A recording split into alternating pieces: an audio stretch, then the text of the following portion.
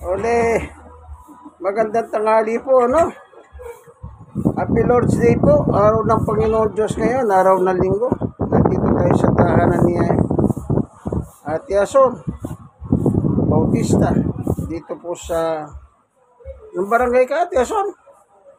Barangay 103. Yan, 103, Sony, District 1. Yung kalsada nila, Paraiso, corner ng Lacson. Dito po sa Tondo, Manila. Tondo man, may langit din, sabi nila. Tayo ngayon ay mag-aaral ng Ebanghelyo, kaya narito po ako upang ibahagi ang nakasulat po sa Biblia. O amen. Ayan o. Gideon International. Ayan. O yung simbolo nila, lampara. O, alam niyo po bakit tayo gumagamit ng Biblia? Isa lang, ang dahilan. Para wag tayo magkamali sa ating pananampalataya. Kasi kung di tayo gagamit ng Biblia, paano mo matitiyak na yung pananampalataya mo nakahayo sa Biblia? O, di ba? Kailangan nagbabasa. Ano yung nabasa mo? Doon may kakabit ang pananampalataya mo. Hindi yung tinatawag nilang kutsero, kwentong kutsero, kwentong barbero, kwentong lasinggero. Wala yun. Kailangan hango po sa Biblia. Kaya naman tayo gumagamit tayo ng Biblia. Tingnan niyo po ang sinasabi ng Biblia. Alam niyo po yung nakasulat dito. Myron, bigunay na ayos na. Yung nakasulat dito, Oh, sapat na yun. Hindi na tayo kailan maghanap pa ng ibang kasulatan. Tingnan niyo po, babasahin ko. Sabi ni Juan, chapter 20, verse 30, 31. Oh, babasahin ko Sa 30, marami pang kababalagang ginawa si Jesus na nasaksiyan ng mga halagad. Ngunit hindi natala sa aklat nito. 30, ang mga natala rito sinulat upang sumampalataya kayo si Jesus ang Mesiyas. Yun ang sasampalatayanan po natin tungkol kay Jesus, siyang Mesiyas, ang anak ng Diyos, at sa gayoy magkakaroon kayo ng buhay sa pamamagitan niya. Napakasimple lang naman pala. Maniwala ka si Jesus ang Mesiyas. O sa madaling salita, si Jesus ay tagapagligtas. Yun lang po pala. Ayan nakalagay yun. Anong sabi niya? At sa gayoy magkakaroon kayo ng buhay sa pamamagitan niya. Napakaliwanag, ano? Pero bakit po? Sa kabila ng basahin mo lang ito, unawain mo lang, okay na eh. Bakit ang mga tao, kung ano ba pinaniniwalaan? O bigyan ko yung halimbawa. Yung iba nagpipinitesya. O, wala naman sinabi sa Biblia, magpinitesya ka. O, si Jesus po, tapos na yung ginawa niya. Siya pong naghirap, nagdusa, nagbuhat ng cross, ipinako sa cross hanggang mamatay, inilibing, 3 araw nasa libingan, linggo ng umaga, bumangon, 40 days nasa lupa, nagturo sa mga apostol. After na magturo, umakyat sa langit, at nasa langit patuloy siya nagliligtas at patuloy siya namamagitan sa mga mananampalataya. Bakit kailangan ka pang maghanap ng ibang aral? Ewan ko po sa inyo, ano, kayo, i-ano nyo yung sarili nyo. Oh, naalala ko po nung araw, meron po ako nakatagpo. Isa rin, reliyon din po. Nung masukol ko na siya, dahil wala na siyang ikakatuwiran eh. Kumbaga sa chess, checkmate na siya. Mate. Alam niyo ba kung ano sinabi niya? Ay, Gusto ko yung mga original na manuskripto. Tignan nyo po yung palusot. Yun daw mga matatandang manuskripto nung araw pa. Sabi ko sa kanya, ikaw naman, meron na ng Biblia Tagalog kung ano-ano pang hinahanap mo. Sige nga kako, hanapin mo yung mga matatandang manuscript na yun. Pag nakakita ka, pagkita mo sa akin, tignan ko kung mabasa mo. Hindi naman sulat Pilipino yun eh. Ganyan po ang ibang tao. Di basta kasi mahal na nga. Oh. Hindi sila sumusunod. Naghahanap pa ng ibang manuskripto.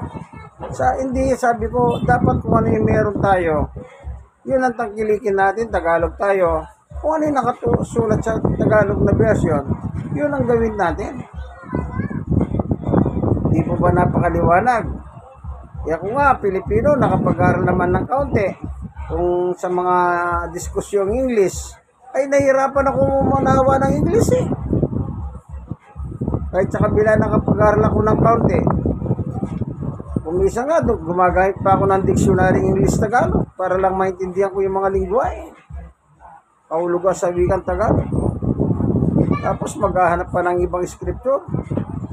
Hindi ako matatanda. Alam niyo po, isinali ng Biblia sa wikang naiintindihan po natin. Pag Pilipino ka, Tagalog. O meron naman Bibliang Bisaya. May Bibliang Kapampangan. May Bibliang gawa sa Kastila. Maghanap ka pa ba ng yung mga hindi mo naintindihan, hindi mo kayang basahin? Diba yung Biblia ng Inchik, mababasa mo ba yun? Sulat Inchik? Hindi. Kaya yan. Yung nasulat dito, sabi niya, meron pa tayong hahanapin na talata, no? Yung patungkol naman kay Apostol Pablo. Dito sa kanyang epistola, tignan niyo po, hanapin ko lang, napakadali lang naman yun, meron kasi sinabi si Pablo dito, na, sandali lang, hinahanap ko, Diyon, maganda rin po yung sinulat ni Pablo eh. Matuturuan tayo, sandali lang Ito, unang Korinto pala, chapter 10:11, sabi ni Pablo, nangyari ito sa kanila bilang babala sa iba at nasulat upang turuan tayong mga inabot ng uling panahon. Yan. Yung nasulat na ito, yung tinutukoy ni Pablo ay dito sa uno. Ibig kong malaman ninyo mga kapatid ang nangyari sa ating mga ninuno na sumunod kay Moises. Yung kasaysayan kay Moises ang tinutukoy ni Pablo. Anong sabi ni Pablo? Sa 6, ang mga nangyaring ito'y babala sa atin upang huwag tayong magnasa ng mga masasamang bagay gaya ng ginawa nila. Yung nangyari nung sa panahon ni Moises, kasi po itong kay Moises, umakyat siya sa isang bundok.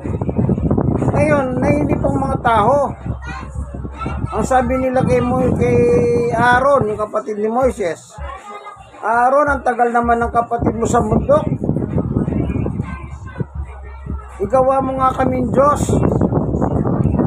Sabi naman itong Aaron, sige na, yung mga ginto ninyo, mga pilak ninyo. So inipon, tinimbang, at ginawa nga po ng guyang ginto, yung golden calf. Yun. Yung nangyari sa kanila, isinulat, sabi ni Pablo, para maging babala sa atin, mga nabubuhay sa ating panahon. Ito sulat ni Pablo, dahil hindi pa bumabalik si Jesus, hanggang ngayon, existido po ito, umiiral. Bagamat sinabi ni Pablo ito sa kanyang panahon. Kaya sa panahon natin, ngayon ay umiiral pa rin po. Kasi po, hindi pa bumabalik si Jesus. Pagbalik niya po, wala na ito matatapos na. Kita nyo? Yung nasulat. Nakasulat na, naghanap pa ng ibang manuskripto. dapat pagyamanin mo na lang yung ating Biblia na naunawaan natin sa wikang Tagalog. Ito po yung nangyari sa panahon ni Moises. Kaya nasulat, sabi niya, para maging babala sa atin, tayong mga nabubuhay sa ating panahon. Nangyari ito sa kanila bilang babala sa iba at nasulat upang turuan tayong mga inabot ng huling araw. Hindi po ba pag nag-aaral tayo sa eskwela, anong binabasa ng teacher natin? Di ba libro? Bakit nagbabasa ng libro ang teacher? Para tayo po'y matuto. Ganon din po ngayon panahon natin. Bakit tayo gumagamit ng Biblia? Para matuto rin po tayo sa nakasulat sa Biblia. Kaya sabi po ni Juan, yung nasulat dito, tama na po yun. Huwag na tayong mag-iba, maghanap ng mga kung ano-anong klaseng kasulatan. Ang dami po kasi kasulatan na hinahanap sa lumang tipan. Meron pa nga yung mga kanonismo. Yung iba ginagamit yung kanonismo. Hindi na nga tinatanggap yun eh. Kaya nga wala na sa Bibliang mga yun kasi nga po, hindi na po ano yun. Hindi na pwedeng pagsaligan ng pananampalataya yun. Ang pananampalataya po nakasalig kay Kristo. Anong sabi? Ulitin natin para sa inyong kaalaman. Ang mga natala rito is sinulat upang sumampalataya kayo si Jesus ang Mesiyas. Sa palatayanan nyo na si Jesus ay tagapagligtas. Yung mahirap po, may mga tao naniniwala kay Jesus, hindi tagapagligtas si Jesus. Meron naman naniniwala kay Jesus, si Jesus ay tagapagligtas, pero ano nang ginagawa nila? Hindi Diyos yan, tao lang yan. Paano ka naman may liligtas ng tao? Sige nga po, mag-isip kayo ng dahan-dahan. Sinong tao makapagdadala sa iyo sa langit? Wala. Si Jesus po ba? Oo. Hindi lang siya tao kasi ang sabi ni Jesus, ako'y naging tao. Kasi po hindi siya tao. Kung tao na magkakatawan tao pa. Hindi po. Kaya huwag niyo pong i-shortcut ang Biblia. Na sinabi niya ako'y tao. Totoo yun. Kasi nga nasa lupa siya, nangangaral. Ano sasabihin niya? Ako'y Diyos. Pero sa kanyang epistola, pinakikilala niya na siya ay Diyos. Sa kanyang epistola, kanya lang, hindi po matanggap ng tao. Pilit nila ikaw, tao ka lang. Minsan nakasulat yun. Tignan nga natin. Ang panahon na yun na chapter 10, ng 1. Tignan nyo po ang eksena. Diskusyon ni Jesus at kanyang mga kababayang mga Hudyo. Dito po nakasulat yun, ano? Dumidikit lang, sandali lang, ha? Kahindahan pang ano eh. Sometimes dumidikit po talaga ang Biblia. Ito. Sa chapter 10, 31. Ang mga Hudyo ay muling kumuha ng bato upang batuin siya. Babatuin po palang Panginoong Yesus sa panahon na ito. 32. Kaya sinabi sa kanila ni Jesus, maraming mabubuting gawa mula sa Ama ang ipinakita ko sa inyo. Alin ba sa mga ito ang dahilan at ako'y inyong babatuin? 33. Sinagot siya ng mga Hudyo, hindi dahil sa mabubuting gawa kaya ka namin babatuin, kundi dahil sa paglapastangan mo sa Diyos, sapagkat nagpapanggap kang Diyos, kayo'y tao ka lang. Sa kanila kasi, sa mga Hudyo, pag sinabi mong Ama ko ang Diyos, considered Diyos ka rin, gaya ng inyong ama. Kaya hindi po nila matanggap kasi po nakita nila si Jesus na nabuhay sa mag-asawang Maria at Jose. Hindi nila matanggap siya po yung Diyos. Kaya, babatuhin nga siya. Hindi ka namin babatuhin dahil marami kang ginawang mabuti. Babatuhin kita kasi sinabi mo, Ama mo ang Diyos. Yun ang galit po nila kay Jesus. Ito, sinagot siya ng mga Hudyo dahil sa mabubuting gawa, kaya ka na, sinagot siya ng mga Hudyo, hindi dahil sa mabuting gawa, kaya ka namin babatuhin, kundi dahil sa paglapastangan mo sa Diyos, sapagkat nagpapanggap kang Diyos. Tingnan yung paratang kay Jesus, nagpapanggap daw po siyang Diyos. Hindi siya nagpapanggap, anak siya ng Diyos, kaya Diyos po siya. Kaya sabi ko po sa inyo, sa kanyang epistola, ipinapahayag niya na siya ay Diyos. Kanya lang, nagagalit ang tao sa kanya, sa kanyang panahon. 33, tumugon si Jesus, hindi ba nasusulat sa inyong kautusan? Sinabi ko, mga Diyos kayo. 35, mga Diyos ang tawag ng kautusan sa mga pinagkakatiwalaan ng salita ng Diyos at hindi maaaring tanggihan ang sinasabi ng kasulatan. 36, ako'y inirang at sinugo ng Ama. Yan na naman. Paano ninyong masasabi ngayon na nilalapastangan ko ang Diyos sa sinabi ko ang anak ng Diyos? Kaya sila po nagagalit. Kasi nga po tinatawag ng Diyos ang kanyang Ama. Pero patuloy na dinidipesa ni Jesus yun. Bakit? Totoo sinasabi ni Jesus. Kanya lang, ayaw lang nilang maniwala. Tignan niyo po sa 8:45. Anong sabi ni Jesus sa mga Hudyong ito na kanyang kababayan? 8:45 ng 1. Ngunit ang sinasabi ko ay ang katotohanan o salita ng Diyos. Kaya hindi ninyo ako pinaniniwalaan. Hindi po sila naniniwala sa kanya.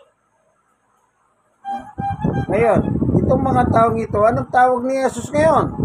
Verse 44. Itaas natin kaunti sa 44. Ang diablo ang inyong ama. Mga anak pala sila ni Satanas. Itong mga kababayan ni Jesus na mga Hudyo na hindi po siya tinatanggap sa kanilang panahon. Ang tawag ni Jesus, ang diablo ang inyong ama. Tandaan po ninyo, pag hindi niya tinatanggap si Jesus, ang anak kayo ng diablo. Kailangan yung Jesus po nasa Biblia. Lahat na nakasulat kay Jesus sa Biblia, tanggapin nyo po. Huwag na po kayo gumawa ng... Yung iba, gusto pa nilang gumawa ng ibang senaryo ng buhay nila. Huwag pong ganon. Tama na po yung nakasulat. Tama na. Yung nasulat, dapat po natin paniwalaan. Salamat po, Panginoong Diyos, sa liwanag ng iyong turo sa amin. Talagang hindi po namin pwedeng kontrahin ang katotohanan na nakatala sa Biblia. Salamat po. Yung nakasulat, yan po namin pinaniniwalaan ng Diyos. Sa ngalan ni Jesus sa inyo. Kayong mga nanonood ng video ito, like and share. Kayong mga nasisharean, mag-share din po kayo sa iba. Malay ninyo. Pag nag-share kayo, yung nasharean nyo, matutuwa yun. Malay, ito lang ang hinahantayan. Sige po, ganito na lamang ang video natin. God bless us all. Inyong kaibigan kay Jesus, Brother Manny Bautista. Siya naman si... Yeah. Bye-bye.